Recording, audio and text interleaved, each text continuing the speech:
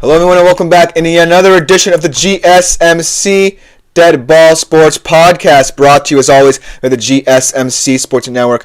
I am, as always, your host, Christopher Shepard. Thank you for tuning into today's midweek edition of the show. We should have a great one ahead, starting off, as always, with our NBA power rankings, looking at the top 5 teams right now in the league before the All-Star break hits. Then we transition to the world of hockey. We give an awards update in terms of who's in the running for the big awards, like the Hart, like the Norris, like the Calder. Then we transition into the world of baseball. We talk about the final kind of domino of this free agency period waiting to fall. Where will Alex Bregman end up if he even leaves Houston? Because it's a big topic of discussion in the world of baseball, as pitchers and catchers report today, in fact. Then we continue our Bubble Watch segments with the Big East, a very interesting conference, especially in terms of its depth, and then concluding by previewing a shockingly low-stakes matchup between Tottenham Hotspur and Manchester United in the Premier League this weekend. But without further ado, before we get into today's segments, I do want to remind you, as always, to like, follow, and subscribe to the show if you haven't done so already, to keep up to date with all the new content around the network. But if you want to contribute and interact with the show a little bit more directly, consider availing yourselves of the Super Chat, Super Thanks, and Super Stickers features here on YouTube, as always, as well as our website, gsmcspodcast.net, to leave any opinions, feedback, or input you have for the show here as well.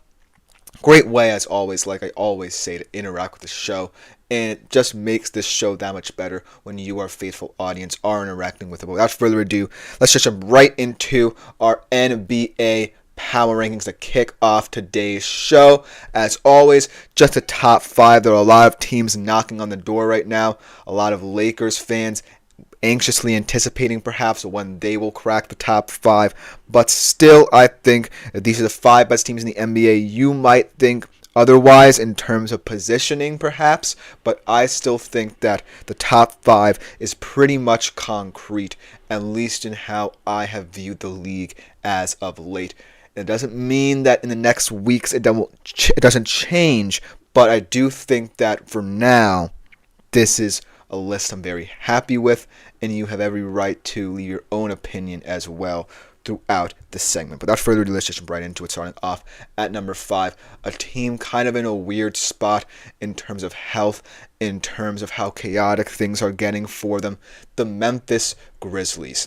And I think that this Memphis Grizzlies team relies a lot on chaos surrounding this team being under control in order for it to be a true contender. Obviously, over this past week, we saw Ja Morant's father get ejected for getting into it with a couple of officials. We saw them lose in emphatic fashion to the Thunder. So really, their spot in this top 5 could very much be in jeopardy. But as long as Ja Morant is there, and as long as he's playing in a nice fashion for them, and as long as he ultimately remains healthy, I do feel like this Grizzlies team has a chance, and they are going on a 5-game road trip. They did win at Phoenix to start it off, but this road trip is very pivotal, especially as it comes kind of after the All-Star break as well. And during this stretch run, it's pivotal that this Memphis team leaves an indelible mark in our minds that they are a top 5 squad. Because in this stretch, they face the Clippers, the Magic could be a dangerous team, then Cleveland the 23rd, and to close it off, Phoenix as well. So they definitely want to at least be above 500 in this 5-game trip, because if they aren't, and more chaotic things happen with this squad, we could very well see them out of the top 5 over the coming weeks. But for now, they remain in the top 5, no matter how precarious their position might be right now. Then, at number 4, it's the Boston Celtics. They could be a team looking to climb a little bit in these rankings. A lot of pundits had them around the 3 to 4 range. And because of this win streak, because of the fact that this team, no matter who's playing in it as of right now, whether it be, the starting 5 or some depth pieces, are finally starting to coalesce in the regular season. And it might be a bit of a dangerous thing to go into the All-Star break on a high like the Celtics are. But the most important thing about the Celtics team is its health, right? I know that throughout the year, a lot of their guys had to sit out multiple games, whether it be Tatum, Brown, Porzingis, Holiday down the roster. And right now, Holiday is the big concern because he missed his third straight game because the Heat a while back. I do feel that Boston is starting to amp up into form, and their schedule is starting to lighten up. They only face the Knicks the rest of the month on the 23rd, and that's the only team that I feel will give them a good game. But even after what happened Saturday, I'm not quite too certain about that. And so Boston can very well move into the top 2, but for now they sit in my mind in the top 3 in the NBA. And it's going to come down to their health down the stretch in terms of how we really view them as a championship contender. Then we move on to 3rd in this list, and that will be the Cleveland Cavaliers. You can very well make a case that they could be 2nd, but I think that the top 2 teams remain in the Western Conference, even though they're hitting a bit of a skid. But remember, teams that hit skids that appear in this top 5 don't always stay in a rut, and we'll talk about the number 2 team that manner when they come. But the Cleveland Cavaliers looking pretty solid, right? They do have a tough stretch of games where they face New York, Memphis, and Orlando to end the month, but I like how they handle the deadline very well. Didn't necessarily panic. They added DeAndre Hunter. In fact, he was able to aptly replace Strus a couple nights ago, and he did very effectively help Cleveland beat Minnesota, and that was their 25th home win. An important stat to note, the most home wins of any team before the All-Star break this season. So Cleveland, if they continue in this manner, stockpile wins in the Eastern Conference. Are going to have home court advantage, and you definitely don't want to go on the road, it seems like, to Quicken Loans Arena if you're a top East team, because Cleveland is so dominant at home before the break. And the addition of DeAndre Hunter just gives them much more depth to supplement this very solid, balanced starting 5. So look for Cleveland to continue to improve. Look for Cleveland to really settle in, and look for them to ultimately start to make some more noise down the stretch run and coming the postseason time. Then at number 2, here's where things get a little bit iffy, because this team has not necessarily been in good form, and there are people starting to call into question the overall depth of this squad, whether or not they shouldn't have stood pat at the trade-in line and actually done something to really bolster this roster. But for now, I still think that this team will remain in the upper echelon of the Western Conference and these rankings for as long as they don't necessarily turn this blip into a trend, and that is the Houston Rockets. They right now are on a 2-game skid. They had a 6-game skid a couple weeks ago. They finally snapped that with a respite against Toronto, holding them to 87 points. And that's the 10th time this season that the Rockets have held an opponent below 100 points. But unfortunately, they are not the most healthy of squads, and this is where things could come back to bite them in the coming weeks in terms of how they handle the deadline. Fred VanVleet is out for the time being, their starting point guard, and then Alperen Sengun played just 3 minutes before he left Sunday's game with back spasms. So I do think that that's going to be a concern, and if they continue in this period of stagnation, a lot of pundits, a lot of analysts are probably going to call into question the decision at the trade deadline to not necessarily be a little bit aggressive in this period of time where they're starting to make themselves known in the Western Conference and could have gone out for a big piece. But for now, I'm not too worried about them just because I really believe in this young core. And it's not just Sengun and Fred VanVleet that have been doing this. It's been the Greens. It's been the Amen Thompsons. They've been even the Cam Whitmores of the world, the Tari Easons of the world that have really helped this squad develop. And so even if they continue this poor run of form, I still view them as a top team in the Western Conference and in the NBA. But they're not cementing this OKC Thunder team. And the best news they could have possibly gotten, if they got that man at the forefront of my screen, Chet Holmgren, back from an injury. And even though he showed some rust offensively in the 2 games that he's been back, they have finally found the formula where they can win playing with both him and Hartenstein back. Before, we already knew how good it was, but we never necessarily get to see it in depth because of Holmgren's injury. Now that we get to see this dual big lineup, I do feel that we're going to start to see the Thunder really run away in the power rankings over the next couple of weeks. No one can be able to touch them if this dual big lineup works like a charm. Give Chet time to develop. Give Hartenstein a chance to develop his rapport with him again, and this team's going to be dangerous. They are plus 25 in 31 minutes with that duo on the court.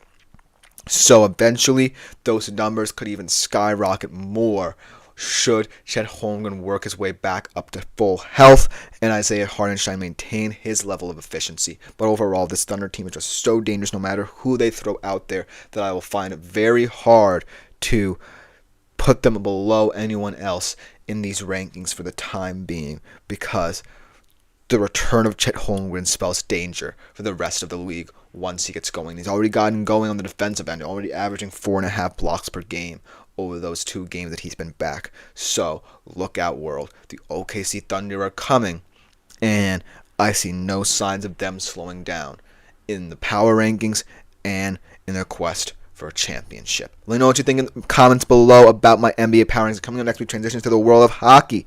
Give you a little bit of awards watch update there for some of the biggest trophies NHL players can win around the league. We'll be right back after this short break.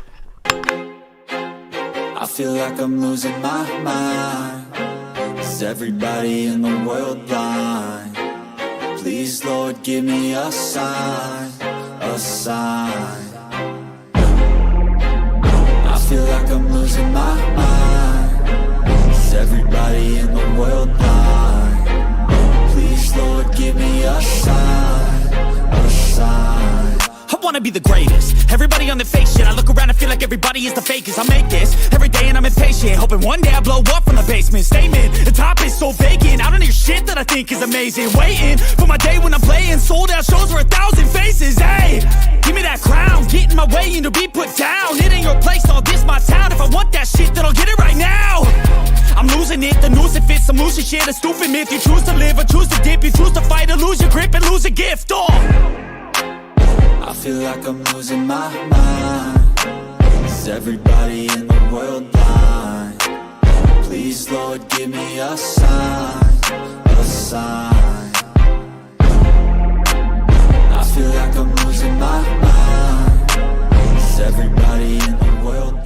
Hello everyone and welcome back into the GSMC Dead Ball Sports Podcast, brought to you as always by the GSMC Sports Network. Before we get into our second segment of today's show, I do want to remind you, as always, throughout the show, if you wish to contribute in and interact a little bit more directly, to avail yourselves of the Super Chat, Super Thanks, and Super Stickers features, as well as our website, gsmcspodcast.net, to better leave your any opinions, any feedback, any input you may have throughout the show. You could also do it around the network for other shows as well. It is generally appreciated by all tips and donations as well, if you feel so inclined. And it just makes our shows that much better when you, our faithful audience, are contributing to them. Without further ado, let's get into a hockey segment here, giving a little bit of an awards watch update here.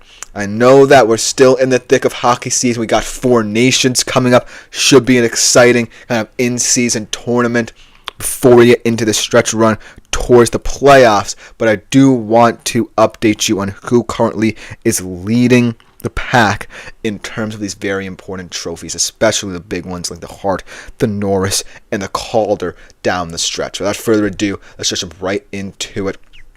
Talk about some of these players here, especially for the Hart Trophy, because a couple of months ago you would have said the leader for the Hart Trophy in terms of his level of play was Kirill Kaprizov.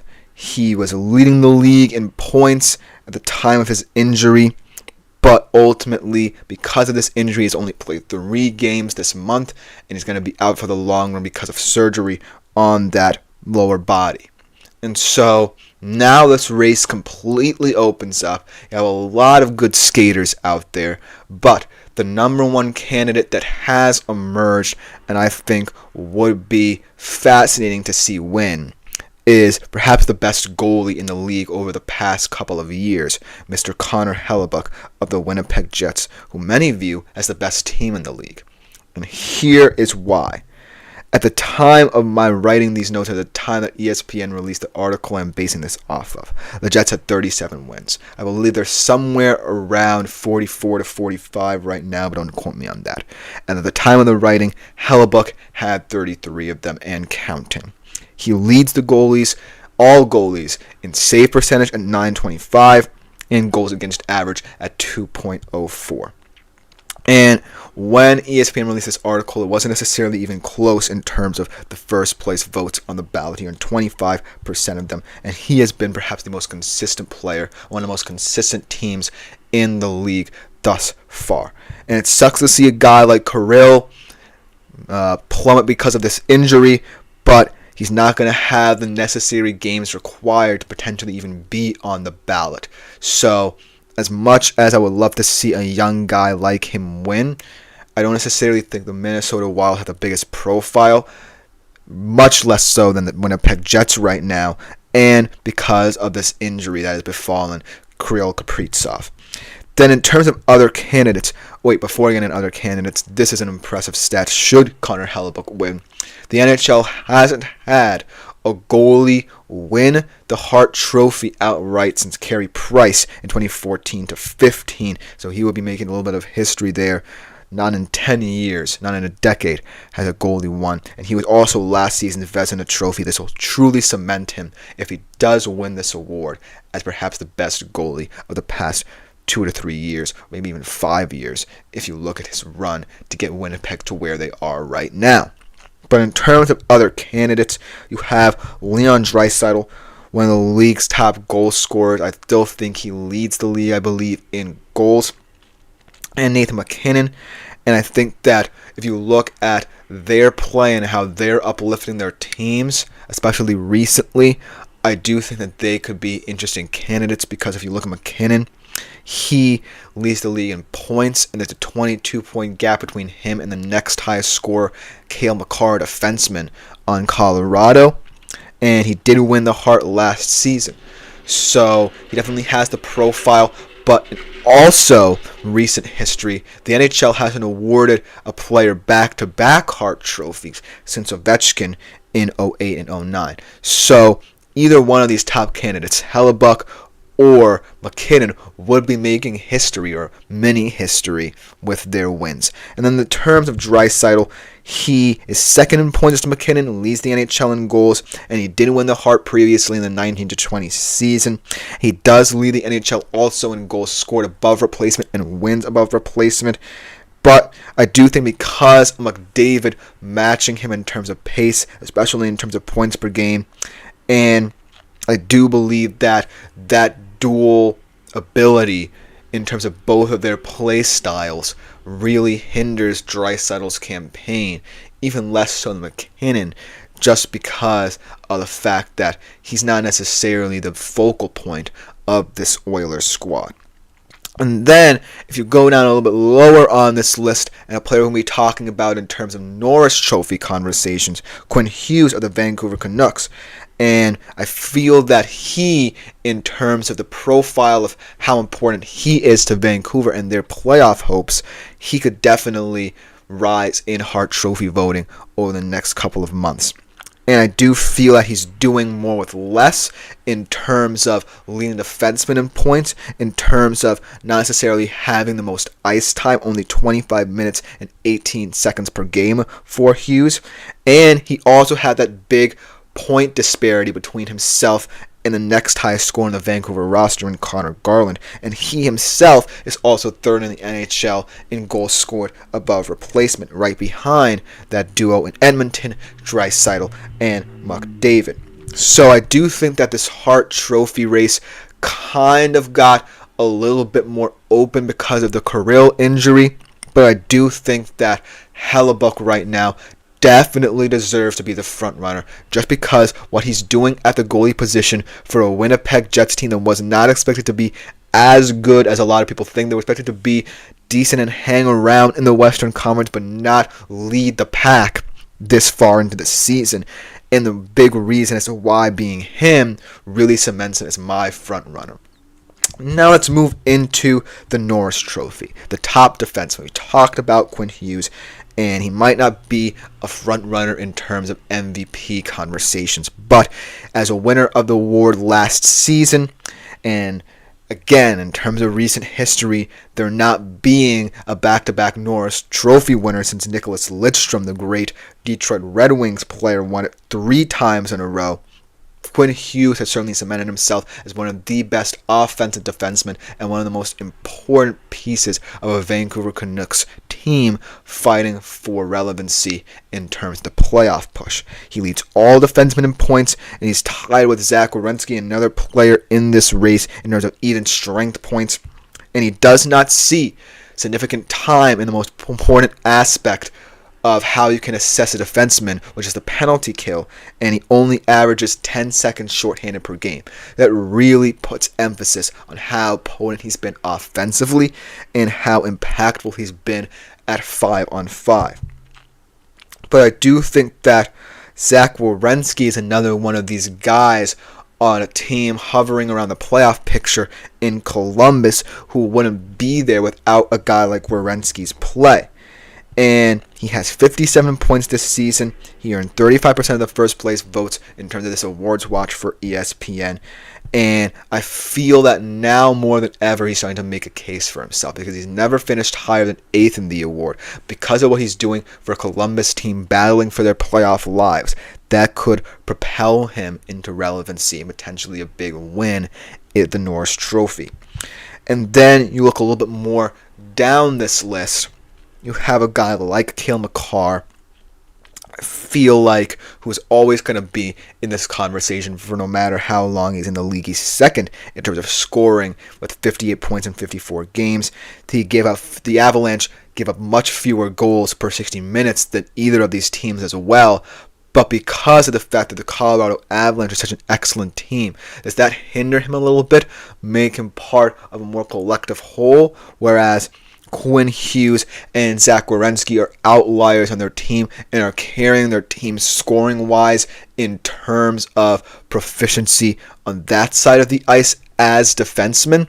I don't necessarily know if that really compels me to include Cale Makar in what seems to be a 2-horse race, even though his numbers are impressive and the Avalanche's defensive numbers are more impressive as a result. But I think it comes down to Hughes and Werenski just because of the profiles of their teams and how they're elevating them with their own play.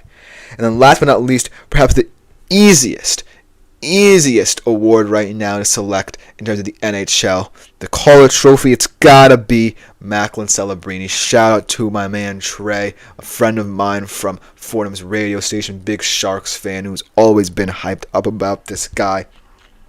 He had 90% of the votes last month. It's down to 60%, but still, considering the fact of how Macklin Celebrini has raised the San Jose Sharks' profile from a team that had no talking points, no topic of discussion whatsoever within their squad to one of the most hyped teams in terms of the long-term future, I really feel, without a doubt, a guy who is going to elevate this league for years to come. So let's talk about him in terms of stats. 16 goals, 21 assists in 42 games as of this article's writing. He did miss a little bit of time with injury. He scored 11 of those 37 points on a power play, and to put that in perspective, the Sharks have the 26th ranked power play unit in the league. So that's pretty impressive.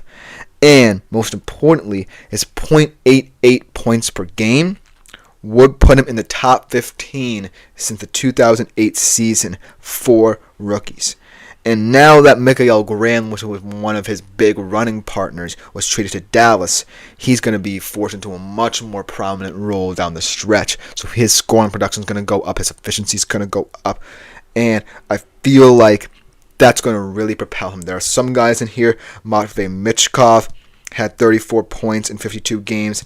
Wolf is a standing rookie goalie for the Flames, had a 19-9-2 record.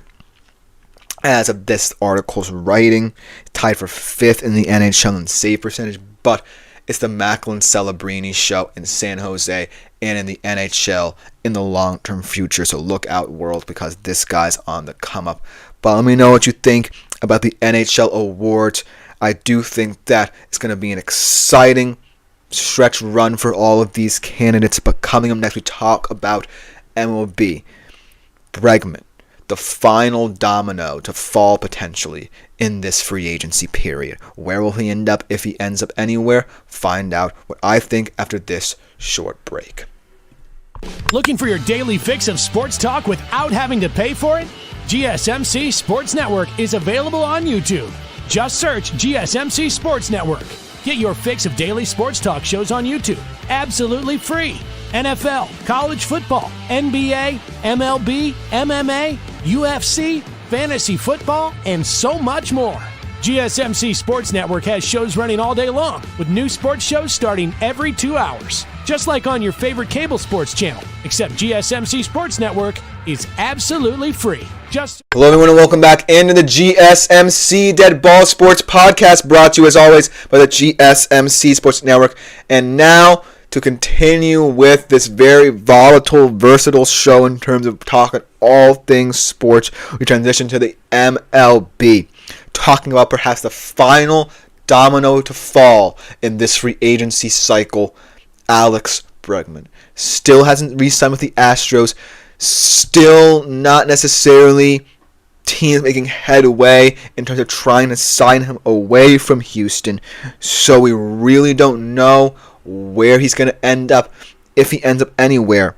But I do think that because of his profile as an older star, as someone who has shown signs of decline, it's going to make it very difficult to assess him over the coming weeks, potentially months ahead, in terms of how this whole saga is going to play out.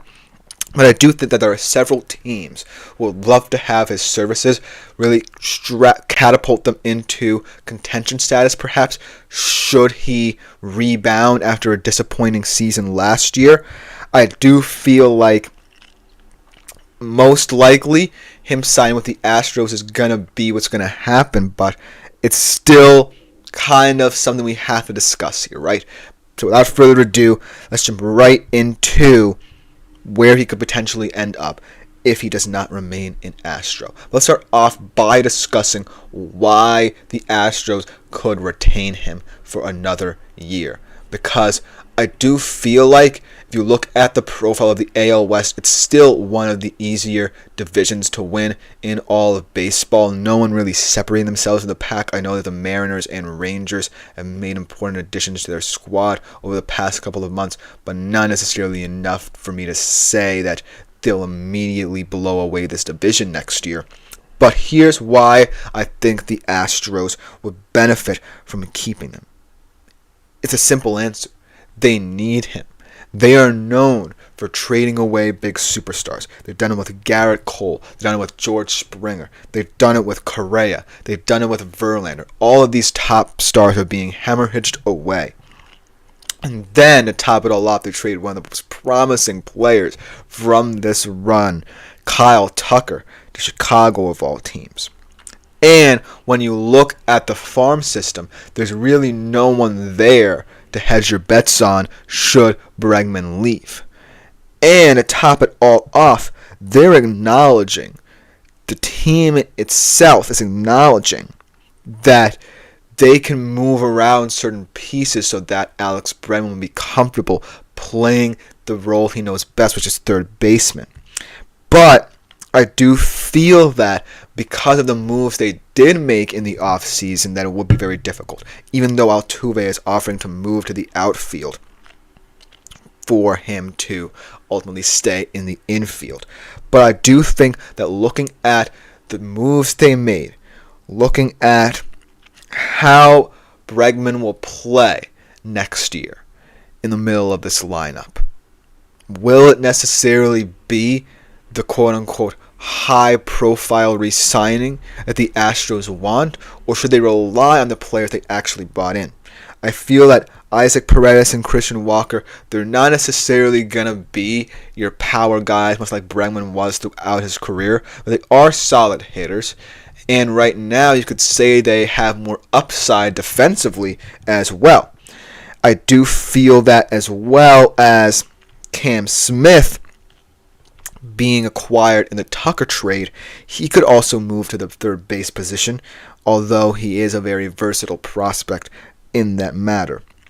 And I do feel that if Altuve is comfortable playing the outfield while Bregman stays at third, I don't necessarily see it happening. There's too much of a logjam in the infield for there to be room for Bregman. So even though the Astros need him more than Bregman needs them, I do think that right now there's not necessarily a spot for him in my mind in this Astros infield because of what they did in the offseason. So if he does stay, it's going to come down to who's willing to move around. Will we potentially see Yordan Alvarez play a little bit more in the outfield? Will we see a guy like Paredes willing to give up his third base spot and shift around the infield a little bit? Will we see Bregman play as often as he has done throughout this Astros run of 4? I don't necessarily know the answers to that. So it's really going to be an interesting situation to see if Bregman chooses to resign, how he plays. And so that's why I'm not necessarily convinced that the Astros have the best pitch for him, because of the fact that they seem to be willing to move on from that period in their history. But let's talk with a team that could acquire his services over the coming weeks ahead. Starting off with an interesting one in Toronto, who only failed to sign a lot of high profile guys. They have done a lot of business. They got Anthony Santander. They got Max Scherzer as a depth piece for pitching. But I don't necessarily feel like they've gotten the high-profile guys that were out there like the Sotos, Sasakis, and Burns of the world that they really want. And if they're trying to build around Vlad Guerrero Jr. and convince him to stay, a signing much like Bregman could move them in that direction. So even though I feel like Toronto is in a spot where they need to integrate all the pieces they've brought in seamlessly, and one of those pieces being a very versatile infielder in Andres Jimenez, I do feel like this could just be as complicated as the Houston situation, where you don't necessarily know if Alex Bregman will play enough because of the shift they're going to have to see in the infield. But it could convince a lot of the players who they're relying upon, like the Bo Bichette's and Vladimir Guerrero Jr.'s of the world, to stay should they go out and sign a high-profile guy like Bregman, even though he's the last-case scenario here. But here's why I feel like this situation might be even a bit more tenuous than, say, even the Houston situation, because I don't necessarily know if Vlad is content to sign with the Toronto Blue Jays, and Bo Bichette either. Then, if you see those two leave, then you're looking at an offense that has a 32-year-old Anthony Santander, who, although hasn't necessarily showed much sign of slowing down as Bregman, because he's a power hitter, might not play well as he ages. And then a guy in Bregman who's 31 years old and also rapidly losing power as well and hitting more for average this late in his career, combined with a farm system ranked 24th in the majors. So if you're Toronto, do you take that risk trying to bring in Bregman, trying to convince both Bichette and Guerrero Jr. to stay? Or are you too worried that if you do bring in Bregman, that Vlad and Bichette still will be discontent and decide to move elsewhere? So you have to kind of play the long game here and wait it out if Bregman remains indecisive over the next couple of weeks and see how the market reacts to him being the last player available. Because if I'm Toronto, I'm not hedging all my bets on Bregman as someone to maintain the core of my team, because that's way too risky. But a reason to sign him is he would still be a high-profile signing for this baseball team, with all things concerned. So potentially Toronto could emerge as a nice option to potentially acquire his services. Let's talk about a very underrated option again in terms of a team that has already reached a point where they're ahead in terms of their rebuild, and they could make a move for a guy like Bregman because of their cap space. And so I do feel that this team, if they sign him, would make a lot of sense to a lot of people, but I don't necessarily know if Bregman will fit the philosophy. And that is the Detroit Tigers. And the reason why I think the Detroit Tigers is the most intriguing team, both in terms of a positive and negative impact that Bregman could have on them, is because the Tigers are a young team. Make no ands, ifs, or buts about it. They are building through their farm system, they are building through their youth. And they could benefit from having a guy like Bregman to lead them, and the fact that they don't necessarily win by scoring and producing a lot of runs. They ranked 20th in the majors last year. And Bregman, because of how his game is aging, could be more of an on-base guy. They only rank 28th in payroll as well, so it's not like he would be, say, a big hit for their cap, a big signing that would impact the future of this club. But I do think that in terms of caveats here, look at the depth they have and look at the guys they brought in and look at the deals they signed. All of Gleyber Torres, Tommy Conley, and Alex Cobb only signed to 1-year deals. That just goes to show that this team really is investing in the core they already have and not willing to give major contracts to these kinds of guys. And also, I don't necessarily know if Alex Bregman, who's now becoming more of a pull hitter, how he's going to play in a place like Comerica Park. Because this Detroit Tigers team is very much tailored to playing for their park. They play small ball. And if Bregman is considered like this high-profile signing, a lot of Detroit Tigers fans might expect him to be their ultimate producer on offense. I don't think he can be that guy for them.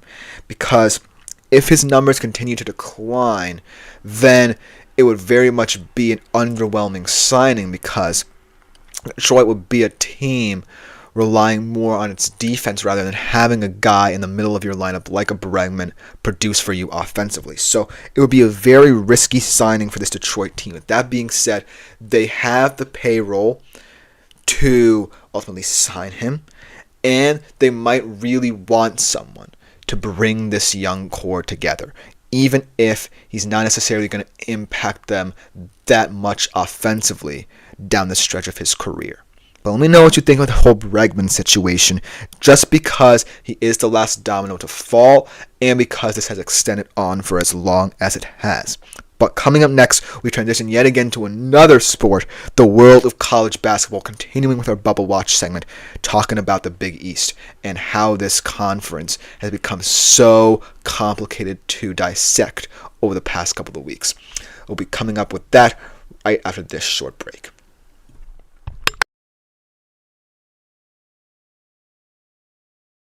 For the best and latest podcasts available anywhere, go to the podcast app on your cell phone and type in GSMC to access free content-rich podcasts on health and wellness, book reviews, sports, entertainment, relationships, social media, movies, technology, finance, and even weird news. Subscribe and download the GSMC Podcast Network's family of shows, available everywhere podcasts. Hello everyone and welcome back into the GSMC Dead Ball Sports Podcast, brought to you as always by the GSMC Sports Network. And for our fourth segment of today's show, we transition to the world of college basketball, a really volatile show here. Haven't stuck with one sport specifically throughout the entirety of the show, but that is the beauty and chaos of the months of February and March, especially in terms of college basketball. And now, in terms of the Big East, I feel like this is a conference that is doing more with less. If you look at the profile of all the teams in the Big East, chances are you're saying this is the weakest conference in terms of top-level talent. Even in terms of the ACC, where it looks like Duke will just be the top championship contender from that specific conference. The Big East is way more balanced, I would say, than most of the conferences. Because of that, there's a lot of infighting here. And I really don't necessarily know who's going to win this conference tournament, and that could lead to this league potentially having a bid stealer. But looking at how the Big East profiles headed into the tournament, I still think that there are going to be a lot of teams considered to be locks over the next coming weeks. And I feel like now that the landscape is starting to change, that a couple of these teams who are considered to have work to do, as ESPN puts it, could fall down a little bit. And so I just feel like the depth of this conference is ultimately what's going to hurt it in terms of certain teams in the work to do category. Because right now I'm looking at this and there's only one work to do team left. And that could be the case as more and more of these teams face off against each other in the coming weeks and duke it out in terms of infighting. And so even though out of all the leagues, they're the ones with the most locks right now, in my opinion, I still feel that if you're the Big East, you're slowly going down the pecking order in terms of basketball conferences, in terms of depth, in terms of watchability, potentially even. Because this conference to me, and I get it, sometimes people like the evenness of a conference like the Big East. But ultimately, I just feel like that evenness does not profile well to March Madness. And that's why I feel not many Big East teams this year will be equipped to make deep runs. Excuse me. Without further ado, let's get into this bubble watch here. And there really isn't necessarily much to talk about outside of these top teams, because ESPN has a lot of these teams locked in already, especially a team like Marquette, who has a lot of depth and experience tied to it. This is a team that definitely could make the deepest run out of anyone in the Big East, and has a player in Cam Jones who on his day could be considered potentially the third best player in the country behind guys like Cooper Flagg and Johnny Broome. And then a team like St. John's, who really has come into their own in the Rick Pitino era over the past couple of months, really relying on a lot of transfers, a lot of depth, and I feel like really has elevated this conference, because this conference, mind you, has really been centered around the UConn Huskies' success. And I know it's wild to say that after UConn won 2 straight championships for the Big East, that the Big East might not have a champion emerge for quite some time over these next couple of years is puzzling. But I do feel like a team like St. John's really could have a chance to make this conference have relevancy if they emerge as a new contender as well, because St. John's hasn't necessarily been relevant over the past couple of years, and as soon as Rick Pitino was hired, this team finally got hype surrounding it again, and finally got players who were willing to come into the program, whether it be through recruiting or through the transfer portal, and that has transformed them into an NCAA tournament caliber team. Whether or not the St. John's Red Storm team can maintain that over the next couple of years remains to be seen, but for now, they could be the saving grace of the Big East.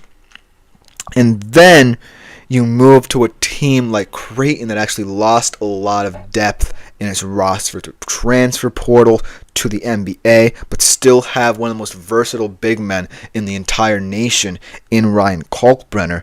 This is a team that a lot of people have been waiting to break through in the NCAA tournament, and they just haven't.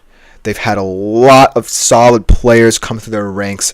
Baylor Shireman, Arthur Kaluma, who's now with Texas, Trey Alexander, but they haven't been able to break through. So can Ryan Kalkbrenner, in his final season, as potentially the focal point of the past couple of years for Creighton, finally give them a shot at a Final Four run? And last but not least, we have to talk with this UConn Huskies team. They have been the center point of all things Big East. They are going to be a lock for this tournament. They look as mortal as they have in 2 years. They don't necessarily have a star that they can revolve around like they did with Stefan Castle and Donovan Clingan last year. They're relying on a freshman for a lot of production. He did pay dividends in his return a couple nights ago against Creighton, but relying on a freshman and not necessarily having enough depth to surround him and complement him spells danger for the success of UConn in this tournament. And I feel like we got to give Dan Hurley a lot of credit for keeping this team relevant, but I do feel like this is kind of the end of the line potentially for this UConn Huskies team. But now let's talk about the issue of this conference, because we talked about all these locks here. We talked about all these Big East teams who are entering into the tournament, could potentially make deep runs, but ultimately profile as the weakest conference heading into this thing. Outside of those 4 teams, there really isn't anyone who sways me in terms of resume, who sways me in terms of strength of schedule, who sways me in terms of strength of record. And the only work to do team is my Xavier Musketeers. And I have followed the Xavier Musketeers team for the past, 5-6 years. And let me tell you, this is the definition of volatility in the Big East. You know, under Chris Mack, they were a really successful tournament team. They had a couple Elite 8 runs. They had a Sweet 16 run. But under Sean Miller, this team has been the picture of inconsistency in this conference. Right now, they're only at 14% according to ESPN's forecast to make the NCAA tournament, and their chances took a huge blow by losing to fellow potential work-to-do candidates in Villanova on Sunday, and with their 3rd loss in 5 games. And profiling this team compared to teams past in Xavier history, this team has the talent. I know it does. They have an underrated power forward in Zach Fremantle, finally healthy again. Jerome Hunter as well. Dalen Swain in his day, a very impressive guard. Marcus Foster and Ryan Conwell impressing as the transfers for this team as well. But they haven't found any consistency. Only 3-8 against the BPI top 50 and 6-10 versus the top 100. And looking at how their schedule eases up, there's really no resume-boosting win left. So I feel that in order for the Xavier team to really try and cement their status as potential March Madness candidate on Selection Sunday, they might just have to win the tournament, because that's how bad the Big East Conference is in terms of stockpiling quality wins. And Xavier actually does have wins over Marquette and UConn this season because of the bad losses and because no one outside of those top 4 teams in this conference are helping each other out in terms of making this conference as competitive as possible and top-heavy as possible. That Xavier, with those quality wins, sit at 14-10, staring down the barrel of being one of the first 4 teams out or left out of the tournament entirely. So that's what makes this Big East Conference so frustrating in terms of its profile.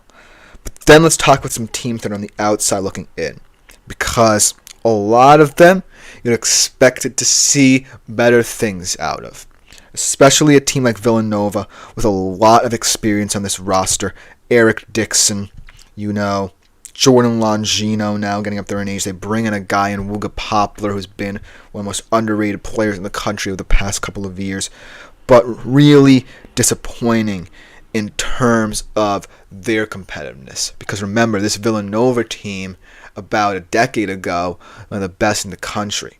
But now, life under Kyle Neptune, who I know everything about as a Fordham student and as a former assistant basketball coach there, it's very tough now in a Big East that's getting way too top heavy for these teams to compete.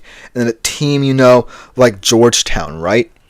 Obviously, not necessarily a team who competes very well in the Big East, but always looks better in the conference tournament. They have an intriguing prospect at the center position in Thomas Sorber, who looks pretty decent, but ultimately, like I said, this Big East tournament profile in terms of the bubble watch is not looking good.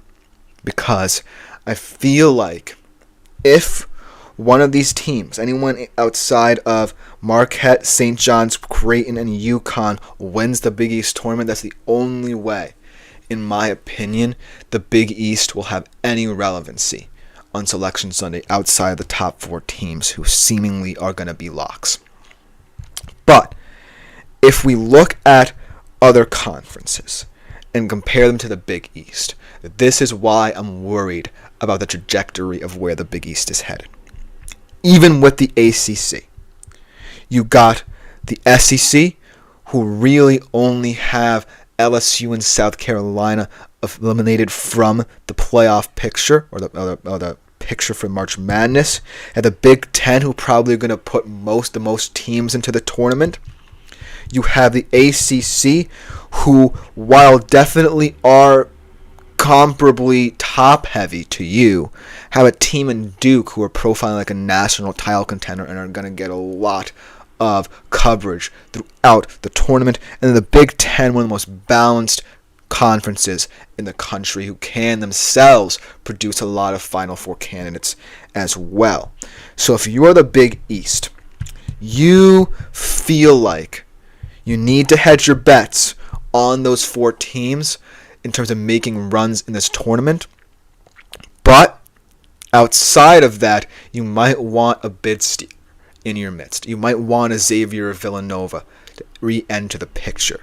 Because I feel like with being one of the smaller conferences in the college basketball landscape, with being very top-heavy, you don't have much room for error if the Big East.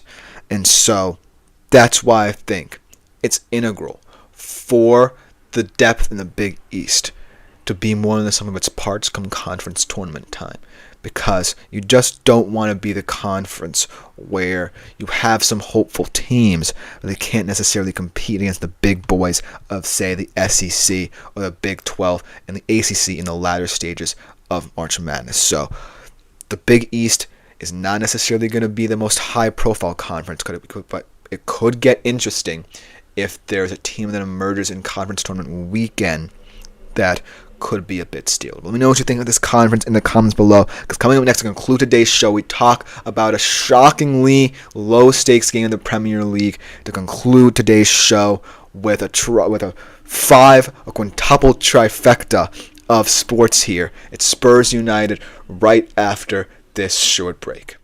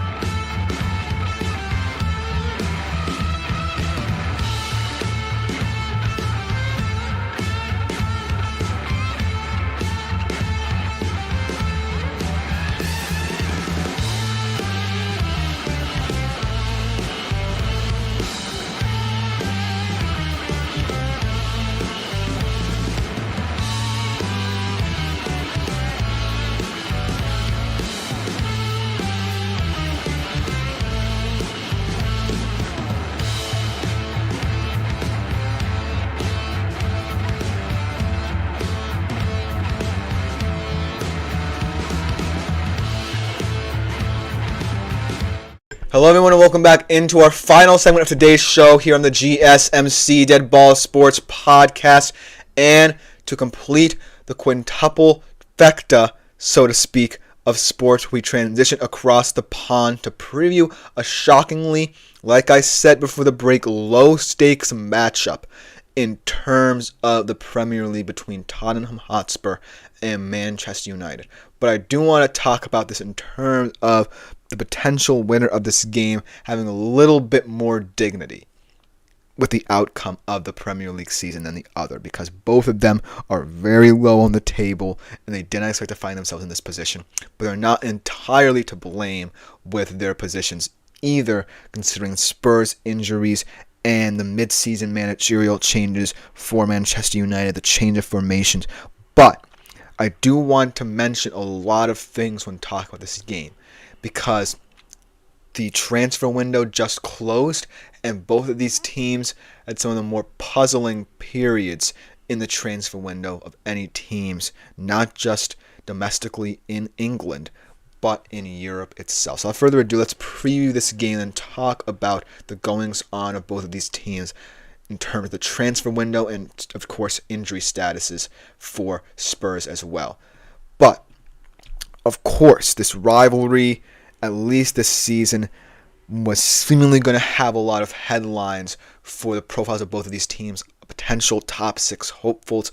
But as they plummeted down the standings in the Premier League, attentions turned elsewhere, both still in the Europa League. And I think that's where they want to place their bets on in terms of competing in a competition. Both of them are now, well, Man United at the very least are still in the FA Cup, but now Spurs lost their best chance of a trophy after losing the League Cup semi-final.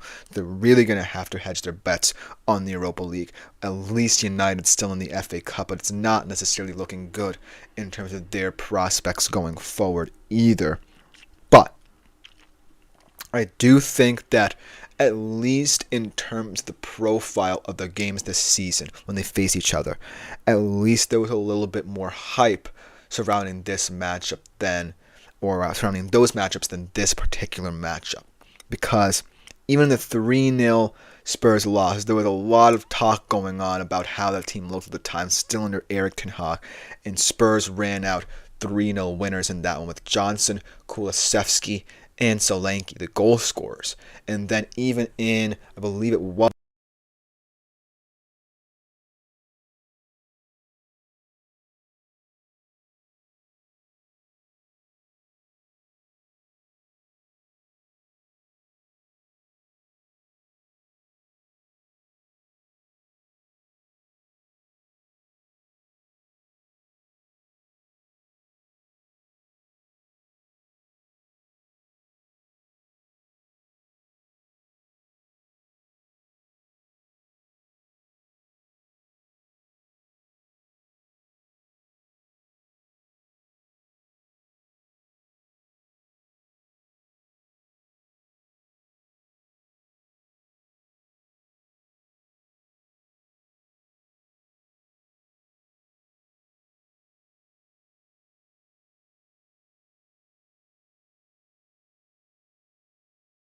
how they really attack fixtures such as this in the Premier League. I really don't necessarily think either one of them is hedging their bets on this particular game. And that could really change the profile of how these two play. And it could really be a game devoid of action, devoid of passion from these two teams. But not necessarily because that's an individual mindset that they're bringing into these games. It's more about what has happened to them, what circumstances have led up to a lot of the talk surrounding these teams' struggles. Let's start off with Spurs, obviously, because the last time these two teams played, all three of those guys were healthy, but now two of them, in Johnson and Solanke, find themselves on the sidelines with no real time period as to when they start to come back. So that's going to be a major concern for Spurs. But then another concern for Spurs is their backline, because that backline is really the heart and soul of this Spurs team. And because of their injuries back there as well, they really have to rely on players who I don't necessarily feel are comfortable in Andrew's system, even though Andrew's going to be the one to face all the pressure should Spurs' struggles continue. I think that this situation was forced upon Spurs rather than the fact that Postecoglou could not adapt to these injuries, and so that's why I feel you can't necessarily blame one specific thing on the downfall of Spurs this season. Whereas United, you look at them and you look at what Ten Hag did early in the season, what led to his sacking, what led to Ruben Amorim's hiring, and their struggles now under him, that's more of a situational thing. Because I feel like Man United have less injury worries. They certainly have a more positive bent to them in terms of ownership now that they got rid of the Glazers.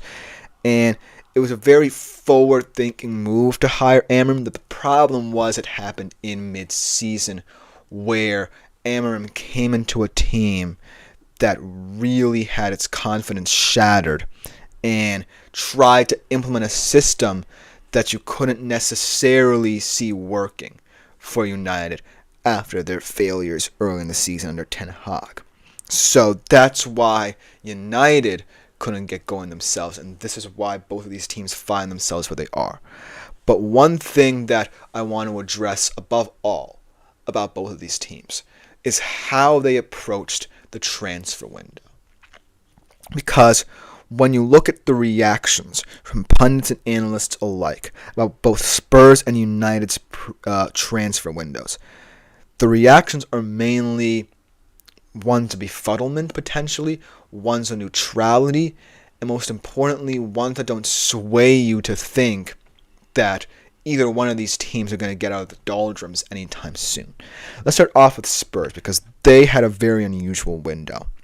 There were rumors of them signing a lot of players, especially in terms of attacking reinforcements to supplement the losses of Johnson and Solanke up top, and Werner and Otto Bear as well.